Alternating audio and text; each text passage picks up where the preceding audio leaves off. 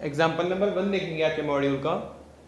इसमें क्या बताया हुआ है कि 200 kg of 95% pure limestone is heated to get quick lime CaO। Now we have to tell the weight of CaO form.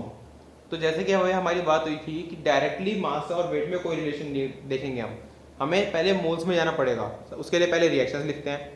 CaCO3 gives on heating gives CaO plus CO2।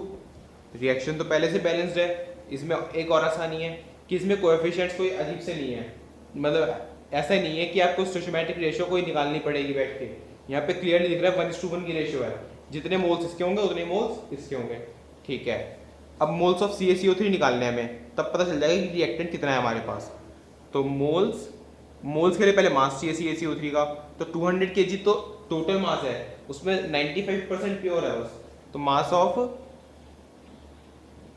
CaCO3 equals to 95% of 200।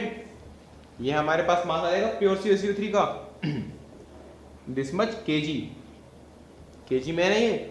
Now moles निकालेंगे। अब moles of CaCO3 equals to जो मास आया है यहाँ से 95/100 into 200, इसको grams में convert कर लेते हैं, into 1000 divided by molecular mass CaCO3 का 100 होता है, तो divide by 100।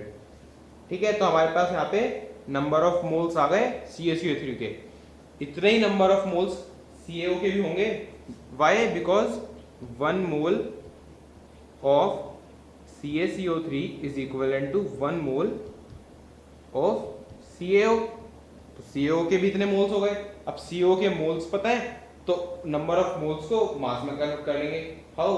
By multiplying it with its molecular mass. तो इस तरह से सिंपल सा क्वेश्चन हो जाएगा। बस ये ध्यान रखना कि बाद में जब हम मास से मल्टीप्लाई करेंगे तो वो मॉलिक्यूलर मास CaO का होगा, but initially when we had divided by molecular mass that molecular mass was of CaO। ठीक है।